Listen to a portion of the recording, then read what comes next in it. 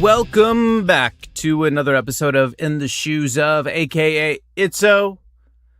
Just an FYI, I'm still going through a list of applicants for a new host of the podcast, and there have been a lot of phenomenal people that have applied, so that makes it a little bit difficult.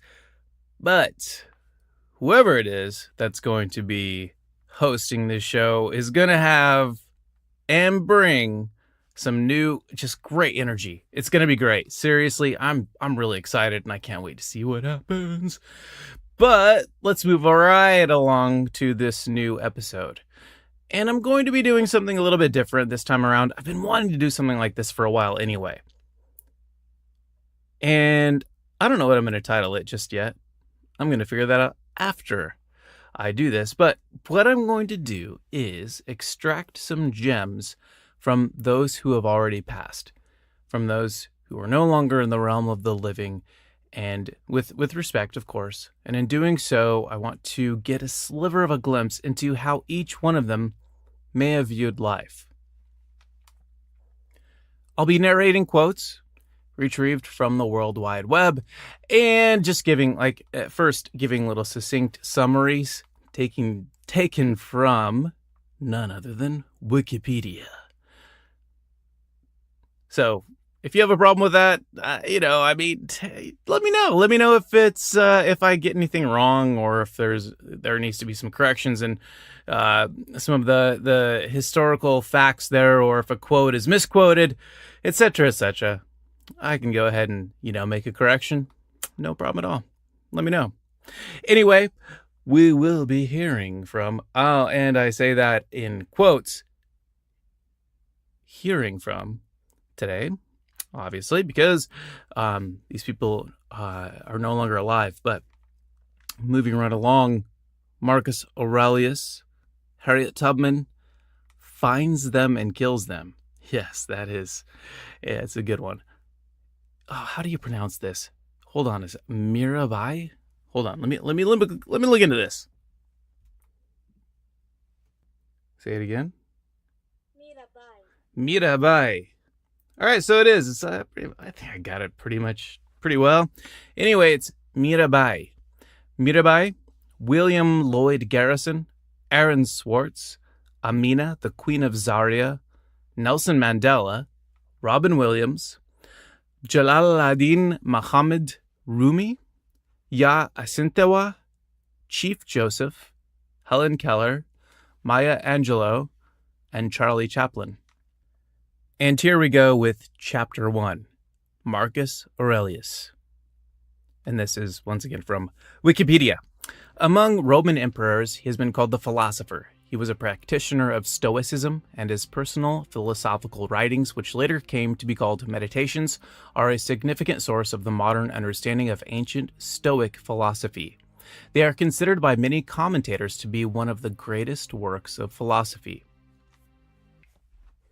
Now, here are some quotes from Goodreads and from meditations.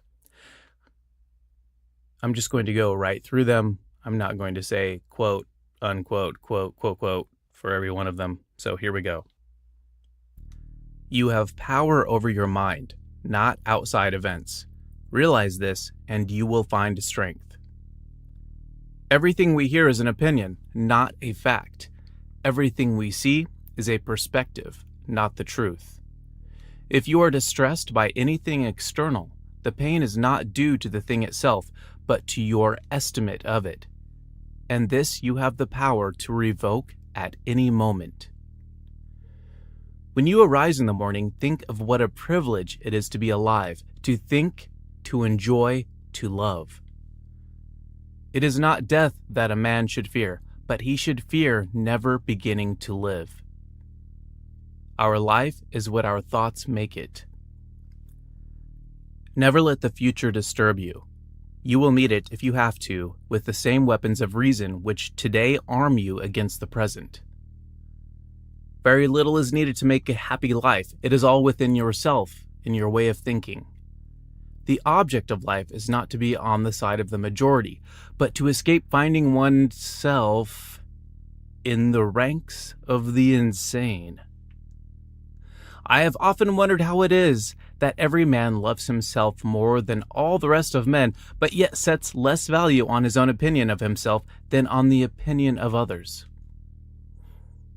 Reject your sense of injury, and the injury itself disappears. When another blames you or hates you, or people voice similar criticisms, go to their souls, penetrate inside, and see what sort of people they are. You will realize that there is no need to be racked with anxiety that they should hold any particular opinion about you. Here is a rule to remember in the future, when anything tempts you to feel bitter. Not, "This is misfortune," but, "To bear this worthily is good fortune." Chapter 2. Harriet Tubman. Harriet Tubman was an American abolitionist and political activist.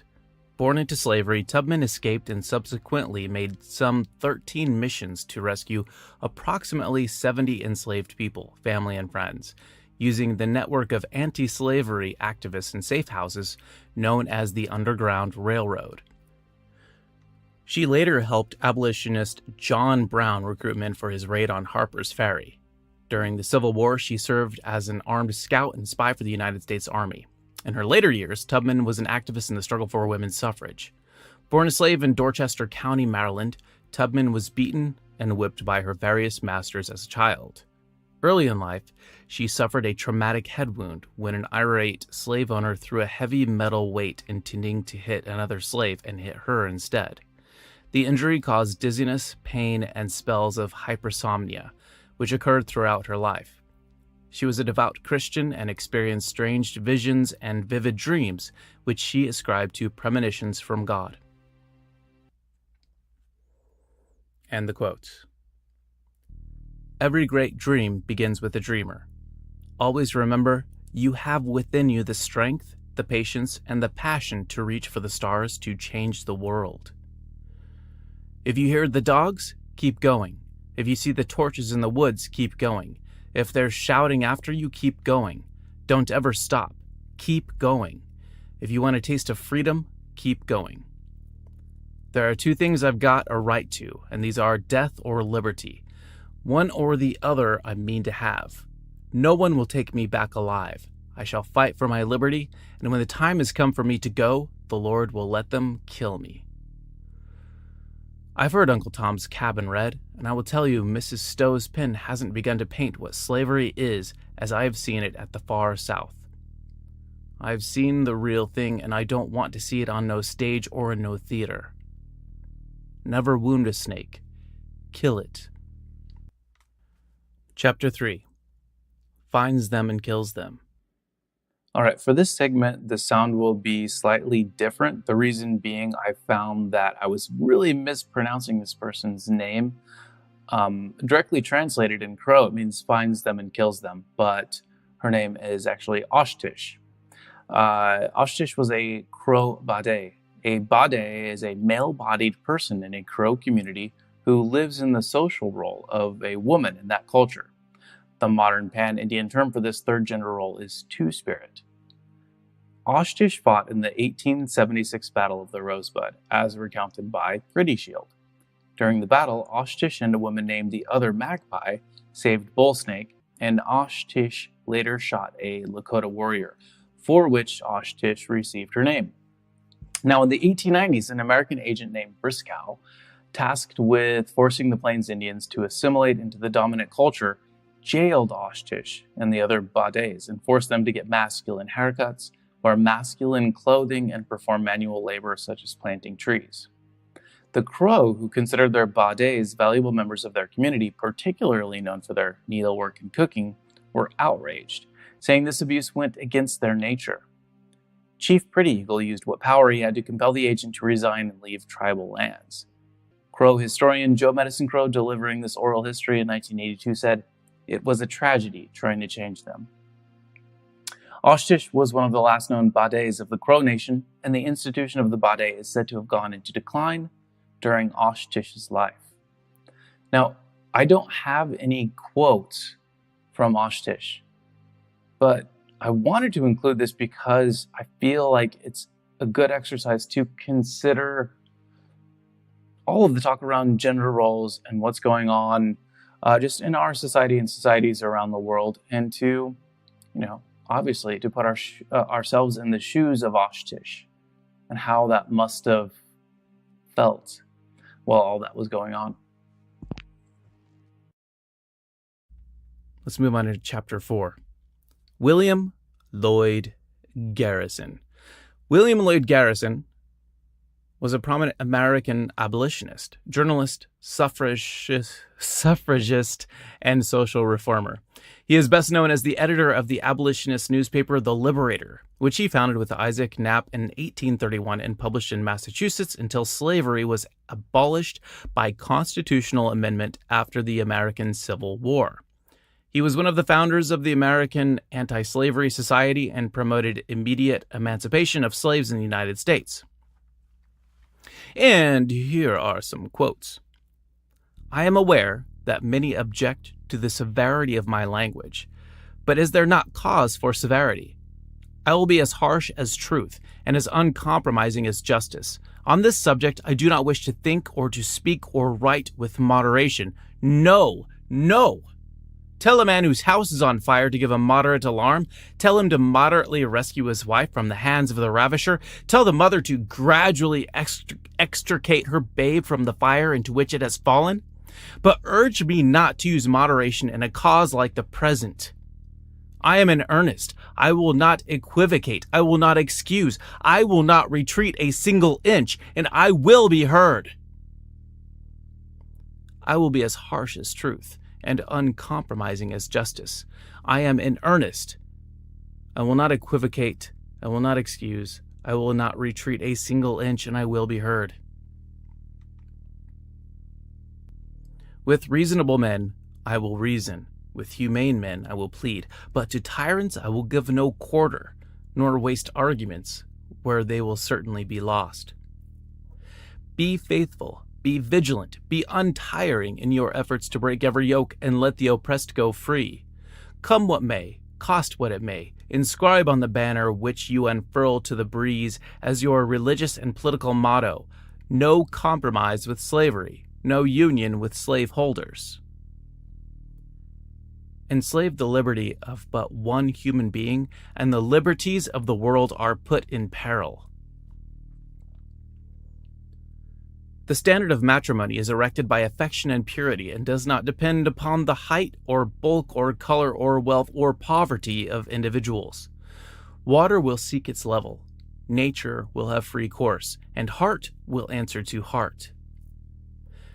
To say that everything in the Bible is to be believed simply because it is found in that volume is equally absurd and pernicious. To discard a portion of Scripture is not necessarily to reject the truth, but may be the highest evidence that one can give of his love of truth. Wherever there is a human being, I see God-given rights inherent in that being, whatever may be the sex or complexion. And lastly, that which is not just is not law. Lakshmibai, the Rani of Jhansi. Man, I hope I pronounced that right. Anyway, Lakshmibai was the queen of the princely state of Jhansi in North India, currently present in Jhansi district in Uttar Pradesh, India.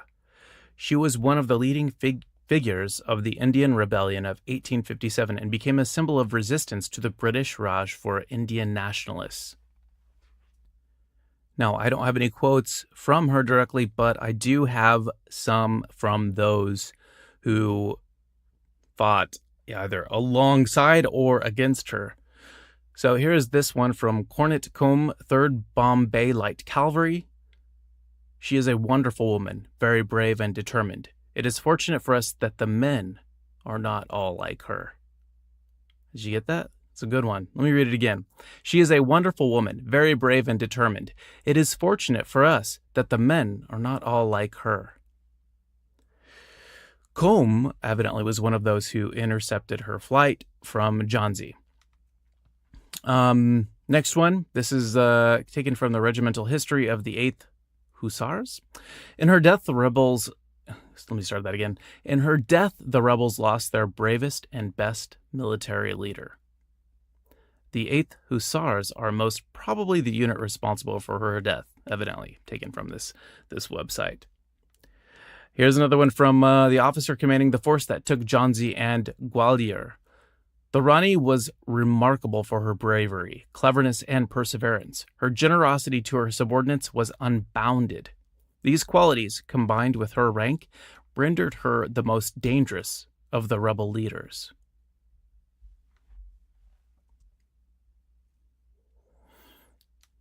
All right, next up, Chapter 6, Aaron Swartz. Aaron Swartz was an American computer programmer, entrepreneur, writer, political organizer, and internet hacktivist. He was involved in the development of the web feed format RSS and the Markdown publishing format, the organization Creative Commons, and the website framework web.py, and was a co-founder of the social news site Reddit. He was given the title of co-founder by Y Combinator owner Paul Graham after the formation of Not a Bug Incorporated, a merger of Aaron's project, Infogami, and a company run by Alexis Ohanian and Steve Huffman. Swartz's work also focused on civic awareness and activism. He helped launch the Progressive Change Campaign Committee in 2009 to learn more about effective online activism. In 2010, he became a research fellow at Harvard University's Safra Research Lab on Institutional Corruption, directed by Lawrence Lessig. He founded the online group Demand Progress, known for its campaign against the Stop Online Piracy Act. In 2011, Swartz was arrested by Massachusetts Institute of Technology, MIT, police on state breaking and entering charges after connecting a computer to the MIT network in an unmarked and unlocked closet and setting it to download academic journal articles systematically from JSTOR using a guest user account issued to him by MIT. Federal prosecutors later charged him with 2 counts of wire fraud and 11 violations of the Computer Fraud and Abuse Act, carrying a cumulative maximum penalty of $1 million in fines, 35 years in prison, asset forfeiture, restitution, and supervised release. Swartz declined a plea bargain, under which he would have served 6 months in federal prison. 2 days after the prosecution rejected a counteroffer by Swartz, he was found dead in his Brooklyn apartment, where he had hanged himself. In 2013, Swartz was inducted posthumously into the Internet Hall of Fame. Here are the quotes. Be curious. Read widely. Try new things. What people call intelligence just boils down to curiosity. People shouldn't be forced to categorize themselves as gay, straight, or bi. People are just people. Maybe you're mostly attracted to men. Maybe you're mostly attracted to women. Maybe you're attracted to everyone. These are historical claims, not future predictions. If we truly want to expand the scope of human freedom, we should encourage people to date who they want, not just provide more categorical boxes for them to slot themselves into. A man who has mostly dated men should be just as welcome to date women as a woman who's mostly dated men. So that's why I'm not gay. I hook up with people. I enjoy it. Sometimes they're men, sometimes they're women. I don't see why it needs to be any more complicated than that. Growing up, I slowly had this process of realizing that all the things around me that people had told me were just the natural way things were. The way things always would be, they weren't natural at all. They were things that could be changed, and they were things that, more importantly, are wrong and should change. And once I realized that, there was really no going back. Real education is about genuine understanding and the ability to figure things out on your own. Not about making sure every 7th grader has memorized all the facts some bureaucrats have put in the 7th grade curriculum. Chapter 7. Yaa Asentewa was born on October 17, 1840, and she died October 17, 1921. She was Queen Mother of Ejisu in the Ashanti Empire, now part of modern-day Ghana, appointed by her brother Nana Akwasi Afrain Opisi, the Edwu... Oh my god, I'm butchering this. Anyway, appointed by her brother, right? Okay. In 1900, she led the Ashanti War known as the War of the Golden Stool, also known as the Yaa Asentewa War against British colonialism. Here's a quote. FYI, I am going to get some of these names wrong, but bear with me here. Now, I have seen that some of you fear to go forward to fight for our king. If it were in the brave days of old, the days of Osei Tutu, Okomfu Anoki, and Apolu Ware, chiefs would not sit down to see their king taken away without firing a shot. No white man could have dared to speak to chiefs of the Ashanti in the way the governor spoke to you chiefs this morning. Is it true that the bravery of Ashanti is no more? I cannot believe it. Ye, it cannot be. I must say this. If you, the men of Ashanti, will not go forward, then we will. We, the women, will. I shall call upon my fellow women. We will fight the white men. We will fight till the last of us falls in the battlefields. All right, chapter 8. And I didn't mean for this to be, so charged with a lot of oppression and stuff, especially, but at this point in time. Anyway, next one up is Nelson Mandela. Yes, there has been a lot of stuff that has happened in history. Let's go, though. Let's do this. Nelson Mandela was a South African anti-apartheid revolutionary, political leader, and philanthropist who served as president of South Africa from 1994 to 1999. He was the country's first black head of state and the first elected in a fully representative democratic election. His government focused on dismantling the legacy of apartheid by tackling institutionalized racism and fostering racial reconciliation. Ideologically an African nationalist and socialist, he served as president of the African National Congress Party from 1991 to 1997. Now let's get to some of these quotes. They are good. Let me tell you, they are so good. Nelson Mandela. Okay, quote number 1, and on and on. Education is the most powerful weapon which you can use to change the world. When a man is denied the right to live the life he believes in, he has no choice but to become an outlaw. I learned that courage was not the absence of fear, but the triumph over it. The brave man is not he who does not feel afraid, but he who conquers that fear. It always seems impossible until it's done. No one is born hating another person because of the color of his skin or his background or his religion. People must learn to hate, and if they can learn to hate, they can be taught to love, for love comes more naturally to the human heart than its opposite. Resentment is like drinking poison and then hoping it will kill your enemies. For to be free is not merely to cast off one's chains, but to live in a way that respects and enhances the freedom of others. Do not judge me by my successes. Judge me by how many times I fell down and got back up again.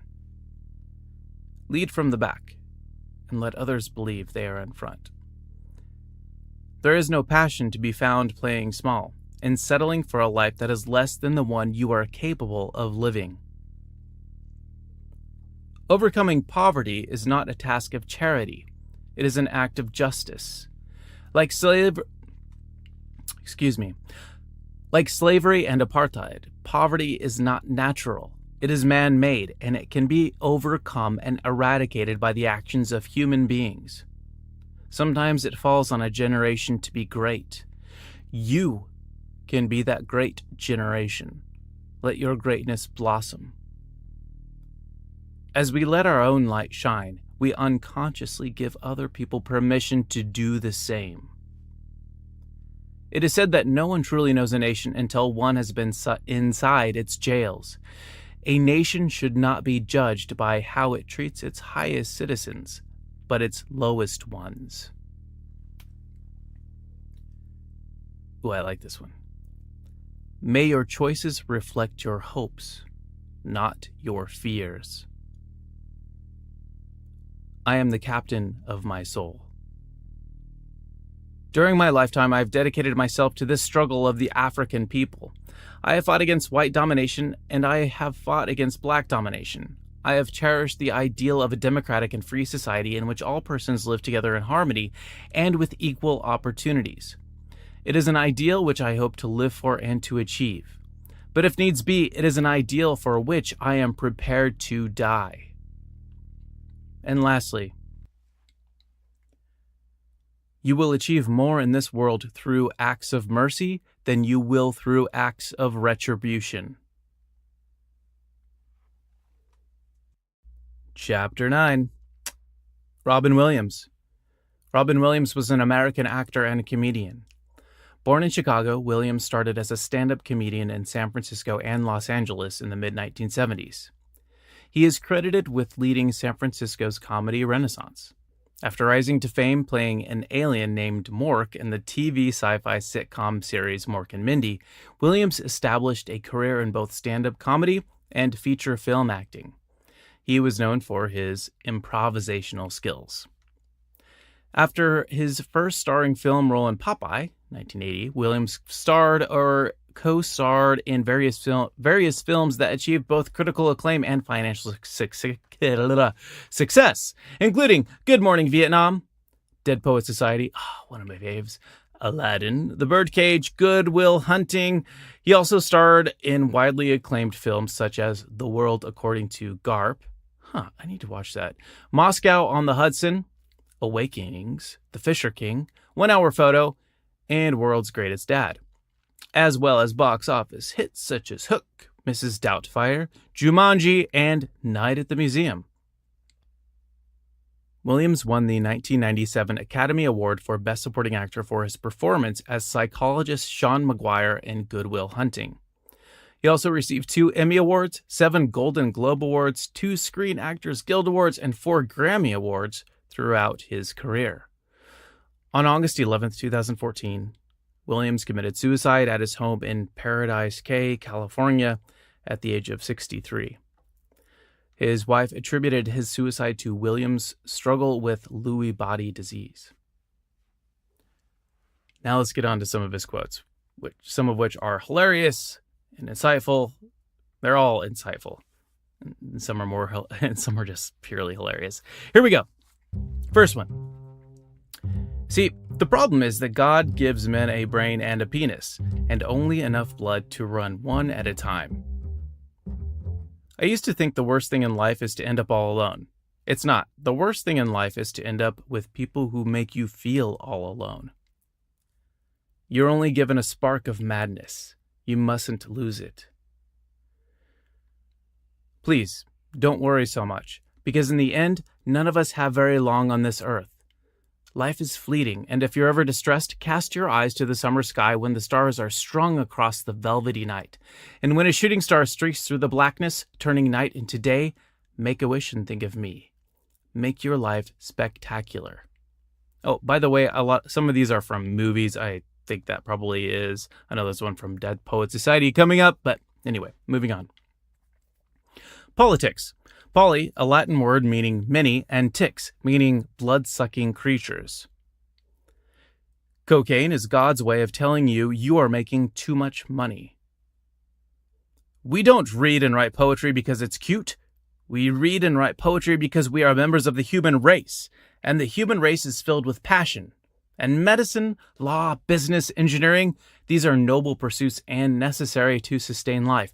But poetry, beauty, romance, love, these are what we stay alive for.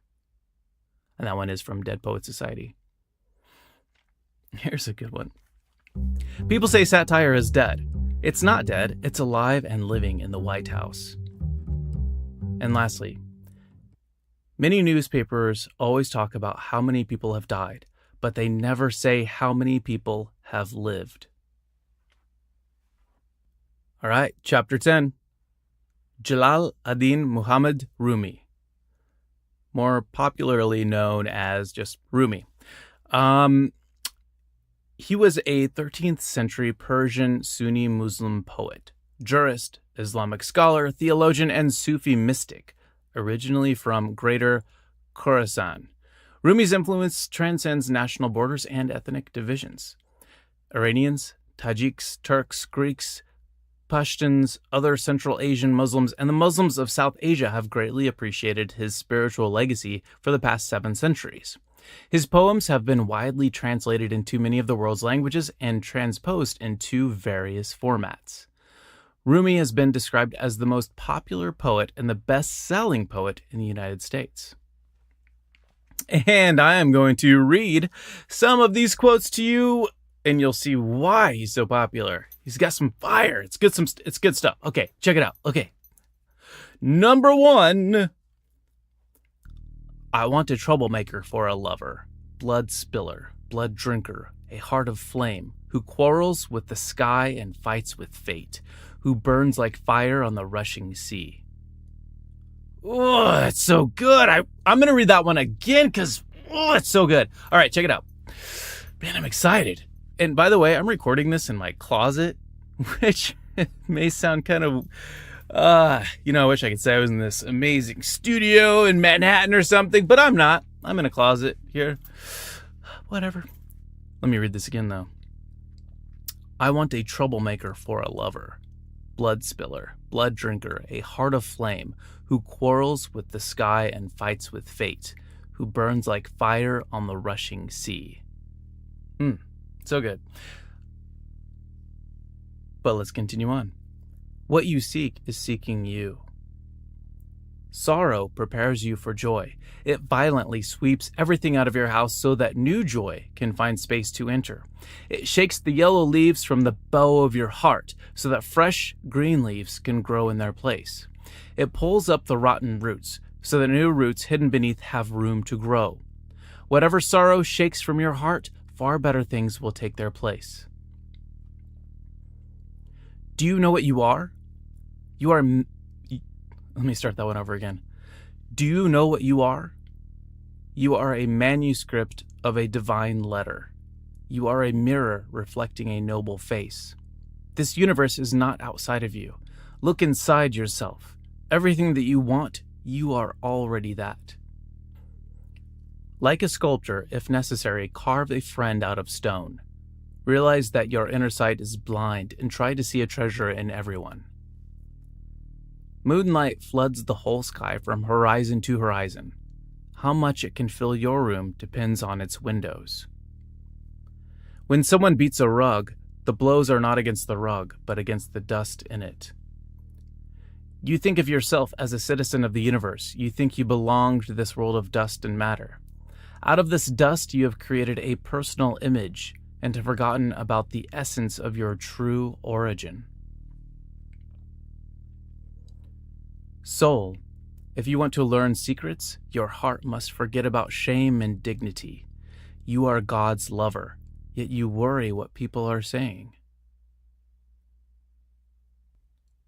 The world's flattery and hypocrisy is a sweet morsel.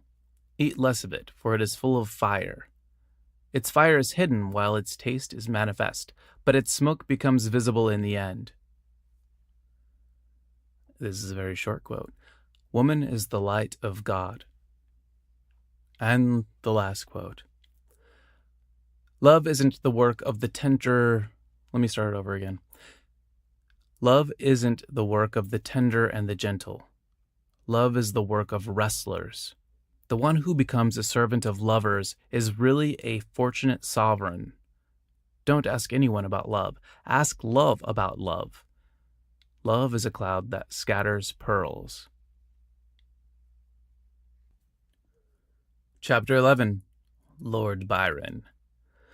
Lord Byron was a British nobleman, poet, peer, politician, and leading figure in the Romantic movement. He is regarded as one of the greatest British poets and remains widely read and influential. Among his best-known works are the lengthy narrative poems Don Juan and Childe Harold's Pilgrimage, as well as the short lyric poem She Walks in Beauty. He traveled extensively across Europe, especially in Italy, where he lived for 7 years in the cities of Venice, Ravenna, and Pisa. During his stay in Italy, he frequently visited his friend and fellow poet Percy Shelley. That's why a lot of times you hear about Byron and Shelley all in the same sentence or discussion. Anyway, later in life, Byron joined the Greek War of Independence, fighting the Ottoman Empire, for which Greeks revere him as a national hero. He died in 1824 at the age of 36 from a fever contracted in Missolonghi. Often described as the most flamboyant and notorious of the major romantics, Byron was both celebrated and castigated in his life for his aristocratic excesses, which included huge debts, numerous love affairs with both men and women, as well as rumors of a scandalous liaison with his half-sister.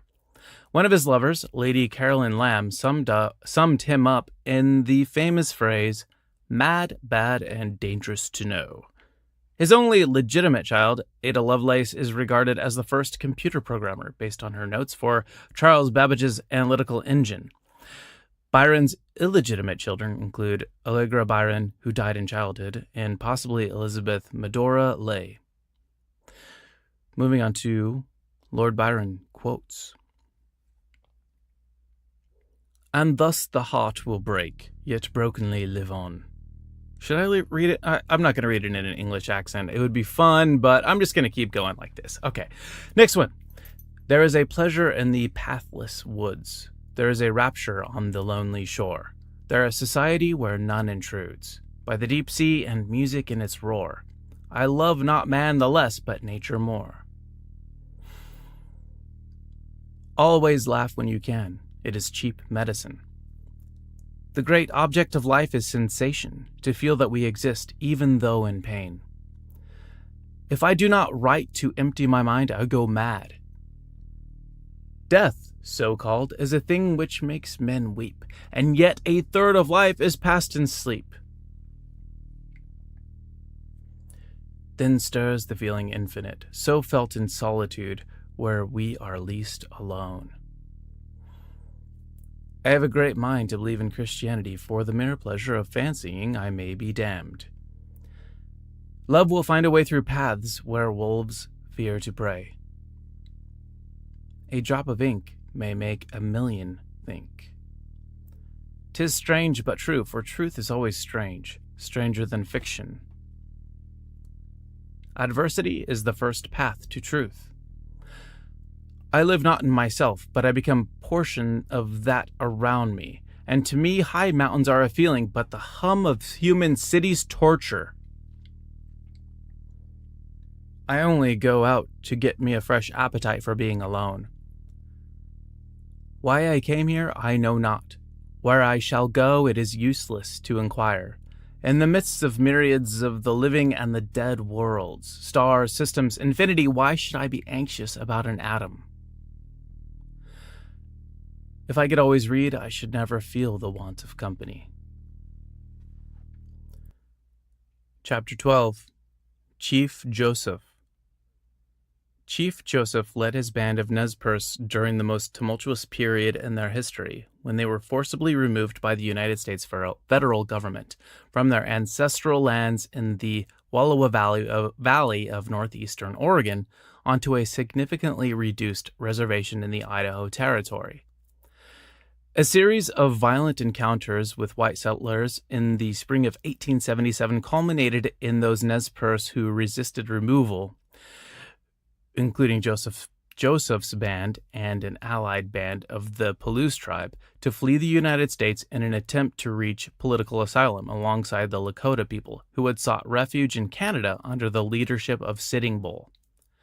At least 700 men, women, and children, led by Joseph and other Nez Perce chiefs, were pursued by the U.S. Army under General Oliver O. Howard in a 1,170-mile fighting retreat known as the Nez Perce War. The skill with which the Nez Perce fought and the manner in which they conducted themselves in the face of incredible adversity earned them widespread admiration from their military opponents and the American public, and coverage of the war in U.S. newspapers led to popular recognition of Chief Joseph and the Nez Perce. In October 1877, after months of fugitive resistance, most of the surviving remnants of Joseph's band were cornered in northern Montana Territory, just 40 miles from the Canadian border. Unable to fight any longer, Chief Joseph surrendered to the army with the understanding that he and his people would be allowed to return to the reservation in western Idaho. He was instead transported between various forts and reservations on the southern Great Plains before being moved to the Colville Indian Reservation in the state of Washington, where he died in 1904. Chief Joseph's life remains iconic of the American Indian Wars. For his passionate, principled resistance to his tribe's forced removal, Joseph became renowned as a humanitarian and peacemaker. Still, some modern scholars argue that contemporary coverage, as well as Joseph's own speeches and writings, may have distorted the true nature of his thoughts and given rise to a mythical Chief Joseph, a Red Napoleon, that serves the interests of the Anglo-American narrative of manifest destiny. And to the quotes. I believe much trouble and blood would be saved if we opened our hearts more. It does not require many words to speak the truth. The earth is the mother of all people, and all people should have equal rights upon it. Let me be a free man, free to travel, free to stop, free to work, free to trade where I choose, free to choose my own teachers, free to follow the religion of my fathers, free to talk, think, and act for myself. And I will obey every law or submit to the penalty. Okay, here's a long one. The earth was created by the assistance of the sun, and it should be left as it was. The country was made with no lines of demarcation, and it's no man's business to divide it. I see the whites all over the country gaining wealth, and I see the desire to give us lands which are worthless. The earth and myself are of one mind. Perhaps you think the Creator sent you here to dispose of us as you see fit. If I thought you were sent by the Creator, I might be induced to think you had a right to dispose of me. Do not misunderstand me, but understand me fully with reference to my affection for the land. I never said the land was mine to do with as I choose. The one who has a right to dispose of it is the one who created it. I claim a right to live on my land and accord you the privilege to return to yours. Brother, we have listened to your talk coming from our father, the great white chief in Washington, and my people have called upon me to reply to you. The winds which pass through these aged pines, we hear the moaning of departed ghosts. And if the voice of our people could have been heard, that act would never have been done. But alas, though they stood around, they could neither be seen nor heard. Their tears fell like drops of rain. I hear my voice in the depths of the forest, but no answering voice comes back to me. All is silent around me. My words must therefore be few. I can now say no more. He is silent, for he has nothing to answer when the sun goes down.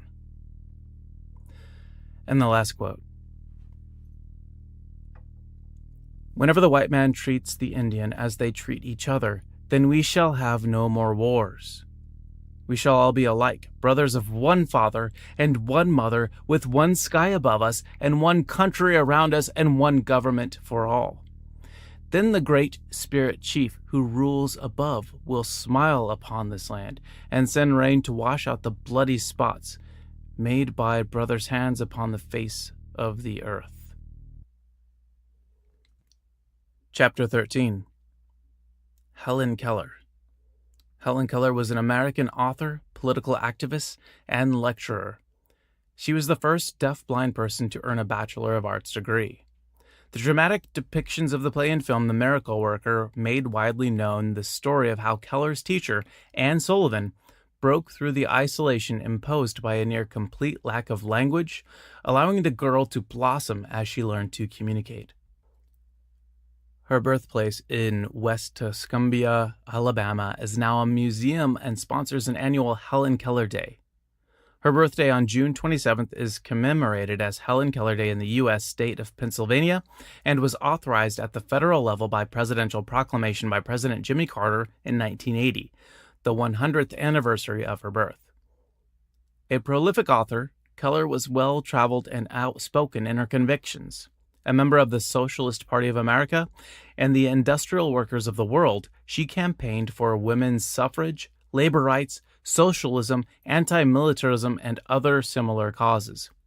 She was inducted into the Alabama Women's Hall of Fame in 1971 and was one of the 12 inaugural inductees to the Alabama Writers Hall of Fame on June 8, 2015.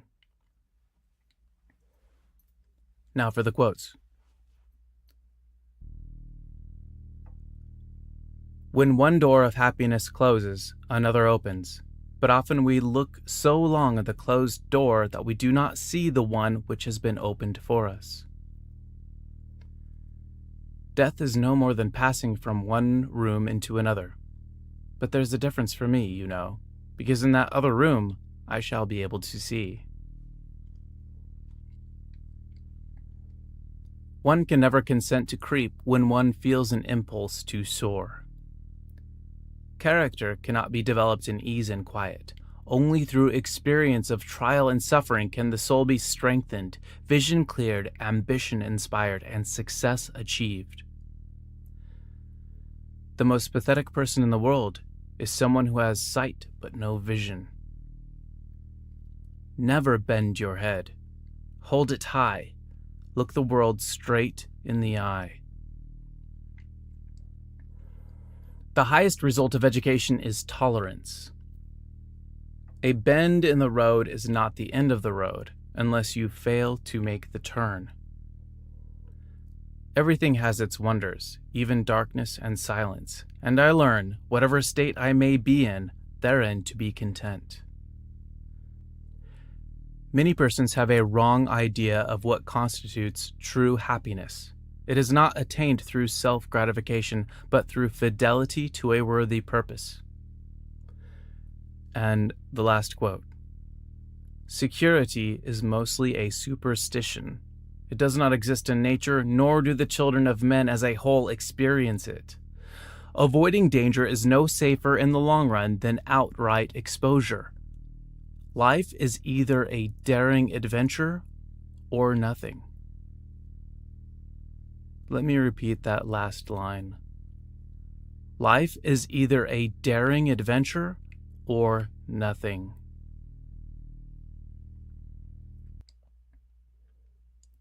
Chapter 14. Maya Angelou. Maya Angelou was an American poet, singer, memoirist, and civil rights activist. She published 7 autobiographies, 3 books of essays, several books of poetry, and was credited with a list of plays, movies, and television shows spanning over 50 years. She received dozens of awards and more than 50 honorary degrees. Angelou is best known for her series of 7 autobiographies, which focus on her childhood and early adult experiences. The first, I Know Why the Caged Bird Sings, tells of her life up to the age of 17 and brought her international recognition and acclaim.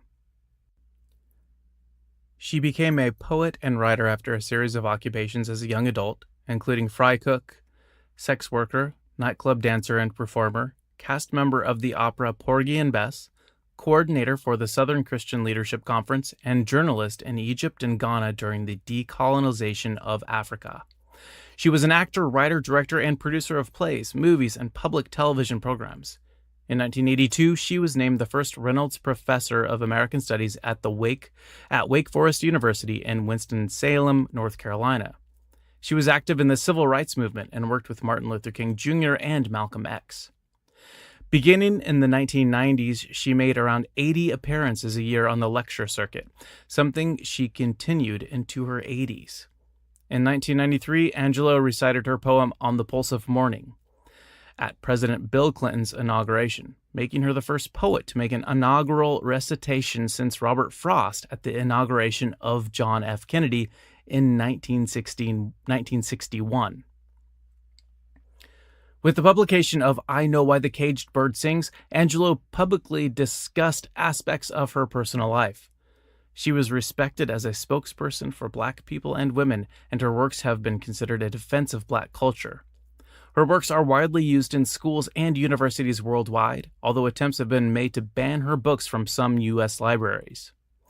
Angelou's most celebrated works have been labeled as autobiographical fiction, but many critics consider them to be autobiographies. She made a deliberate attempt to challenge the common structure of the autobiography by critiquing, changing, and expanding the genre. Her books center on themes such as racism, identity, family, and travel. Now let's get to some of these quotes. Maya Angelou, she had some good ones. Let's get to it. I've learned that people will Let me just start over again. Let me start this over. Here we go. I have learned that people will forget what you said. People will forget what you did, but people will never forget how you made them feel. There were people who went to sleep last night, poor and rich and white and black, but they will never wake again. And those dead folks would give anything at all for just 5 minutes of this weather or 10 minutes of plowing. So watch yourself about complaining. What you're supposed to do when you don't like a thing is change it. If you can't change it, change the way you think about it. We delight in the beauty of the butterfly, but rarely admit the changes it has gone through to achieve that beauty. I can be changed by what happens to me, but I refuse to be reduced by it. I love to see a young girl go out and grab the world by the lapels. Life's a bitch. You've got to go out and kick ass. Courage is the most important of all the virtues because without courage, you can't practice any other virtue consistently. I don't trust people who don't love themselves and tell me, I love you. There's an African saying which is, be careful when a naked person offers you a shirt. Success is liking yourself, liking what you do, and liking how you do it. My mission in life is not merely to survive, but to thrive, and to do so with some passion, some compassion, some humor, and some style. Never make someone a priority when all you are to them is an option. You can only become truly accomplished at something you love. Don't make money your goal. Instead, pursue the things you love doing and then do them so well that people can't take their eyes off of you. A woman's heart should be so hidden in God that a man has to seek him just to find her. You may encounter many defeats, but you must not be defeated. In fact, it may be necessary to encounter the defeats so you can know who you are, what you can rise from, how you can still come out of it. You alone are enough. You have nothing to prove to anybody. If I am not good to myself, how can I expect anyone else to be good to me? Stepping onto a brand new path is difficult, but not more difficult than remaining in a situation which is not nurturing to the whole woman. Everything in the universe has a rhythm. Everything dances. Bitterness is like cancer. It eats upon the host. But anger is like fire. It burns it all clean. Most people don't grow up. Most people age. They find parking spaces, honor their credit cards, get married, have children, and call that maturity. What that is aging. I don't trust anyone who doesn't laugh.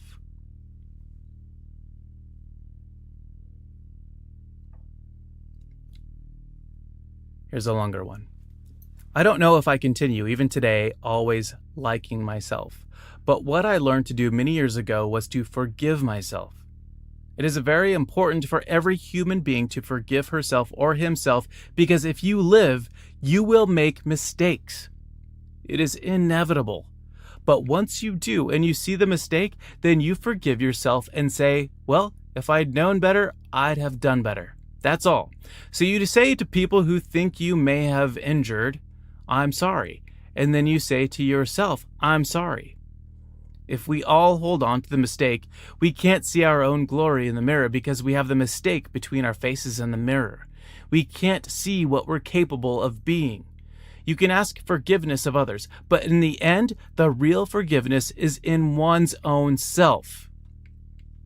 I think that young men and women are so caught by the way they see themselves. Now, mind you, when a larger society sees themselves as unattractive, as threats, as too black, or too white, or too poor, or too fat, or too thin, or too sexual, or too asexual, that's rough. But you can overcome that. The real difficulty is to overcome how you think about yourself. If we don't have that, we never grow, we never learn, and sure as hell, we should never teach. And the last quote, be present in all things and thankful for all things. Last chapter, chapter 15, Charlie Chaplin. Sir Charles Spencer Chaplin was an English comic actor, filmmaker, and composer who rose to fame in the era of silent film. Chaplin became a worldwide icon through his screen persona The Tramp and is considered one of the most important figures in the history of the film industry. His career spanned more than 75 years, from childhood in the Victorian era until a year before his death in 1977, and encompassed both adulation and controversy. Chaplin's childhood in London was one of poverty and hardship. As his father was absent and his mother struggled financially, he was sent to a workhouse twice before the age of 9. When he was 14, his mother was committed to a mental asylum. Chaplin began performing at an early age, touring music halls and later working as a stage actor and comedian. At 19, he was signed to the prestigious Fred Carnell Company, which took him to America. Chaplin was scouted for the film industry and began appearing in 1914 for Keystone Studios. He soon developed the Tramp persona and formed a large fan base. Chaplin directed his own films from an early stage and continued to hone his craft as he moved to the Essanay, Mutual, and First National corporations. By 1918, he was one of the best-known figures in the world. In 1919, Chaplin co-founded the distribution company United Artists, which gave him complete control over his films. His first feature-length was The Kid, followed by A Woman of Paris, The Gold Rush, and The Circus. He refused to move to sound films in the 1930s, instead producing City Lights and Modern Times without dialogue. Chaplin became increasingly political, and his next film, The Great Dictator, satirized Adolf Hitler. The 1940s were a decade marked with controversy for Chaplin, and his popularity declined rapidly. He was accused of communist sympathies, while his involvement in a paternity suit and marriages to much younger women caused scandal. An FBI investigation was opened, and Chaplin was forced to leave the United States and settle in Switzerland. He abandoned the Tramp in his later films, which include Monsieur Verdot, Limelight, A King in New York, and A Countess from Hong Kong. Chaplin wrote, directed, produced, edited, starred in, and composed the music for most of his films. He was a perfectionist, and his financial independence enabled him to spend years on the development and production of a picture. His films are characterized by slapstick combined with pathos, typified in the Tramp's struggles against adversity. Many contain social and political themes, as well as autobiographical elements. In 1972, as part of a renewed appreciation for his work, Chaplin received an honorary Academy Award for the incalculable effect he has had in making motion pictures the art form of this century. He continues to be held in high regard, with The Gold Rush, City Lights, Modern Times, and The Great Dictator often ranked on industry lists of the greatest films of all time. Now, for the last portion of this episode, I'm not going to read off any quotes. Instead, I'm going to play a clip from The Great Dictator. This clip is called Final Speech, and I believe it holds a lot of weight, and I hope you can see the relevancy. I hope you can really take some time right now. Hopefully you're not, if you're driving, maybe listen to this even later, but this speech is something I think it's good to let it sink in, to let the words, really feel the words, feel what he's saying. Without further ado, here we go. And I will leave the podcast episode to end with that. And then I'll talk to you next week. Unless we have a new host, which is a possibility. I don't know for sure. We'll see. All right. Take care. And enjoy the final speech from The Great Dictator by Charlie Chaplin. I'm sorry, but I don't want to be an emperor. That's not my business. I don't want to rule or conquer anyone. I should like to help everyone if possible. Jew, Gentile, black man, white. We all want to help one another. Human beings are like that. We want to live by each other's happiness, not by each other's misery. We don't want to hate and despise one another. In this world, there's room for everyone, and the good earth is rich and can provide for everyone. The way of life can be free and beautiful, but we have lost the way. Greed has poisoned men's souls, has barricaded the world with hate, has goose-stepped us into misery and bloodshed. We have developed speed, but we have shut ourselves in. Machinery that gives abundance has left us in want. Our knowledge has made us cynical, our cleverness hard and unkind. We think too much and feel too little. More than machinery, we need humanity. More than cleverness, we need kindness and gentleness. Without these qualities, life will be violent and all will be lost. The aeroplane and the radio have brought us closer together.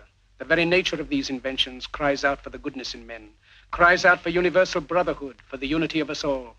Even now, my voice is reaching millions throughout the world, millions of despairing men, women, and little children, victims of a system that makes men torture and imprison innocent people. To those who can hear me, I say, do not despair. The misery that is now upon us is but the passing of greed, the bitterness of men who fear the way of human progress. The hate of men will pass and dictators die, and the power they took from the people will return to the people. And so long as men die, liberty will never perish. Soldiers, don't give yourselves to brutes, men who despise you, enslave you, who regiment your lives, tell you what to do, what to think, and what to feel, who drill you, diet you, treat you like cattle, use you as cannon fodder. Don't give yourselves to these unnatural men, machine men with machine minds and machine hearts. You are not machines. You are not cattle. You are men. You have the love of humanity in your hearts. You don't hate, only the unloved hate, the unloved and the unnatural. Soldiers, don't fight for slavery, fight for liberty. In the 17th chapter of St. Luke it is written, the kingdom of God is within man, not one man nor a group of men, but in all men, in you. You, the people, have the power to create machines, the power to create happiness. You, the people, have the power to make this life free and beautiful, to make this life a wonderful adventure. Then in the name of democracy, let us use that power. Let us all unite. Let us fight for a new world, a decent world, that will give men a chance to work, that will give youth a future and old age a security.